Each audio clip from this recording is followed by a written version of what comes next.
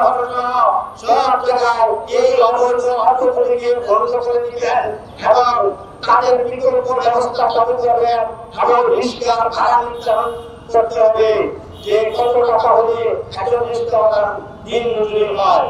রাস্তা ১ নম্বরে সদর রোড, ২ নম্বরে লাইন রোড, ৩ নম্বরে কাঠপট্টি, বিজন রোড, সরকার রোড, কাকুরের রোড থেকে সিটি কর্পোরেশন রোড, এই ৫টি রোডে ব্যাটারি চালিত অটোরিক্সা ঢুকবে না।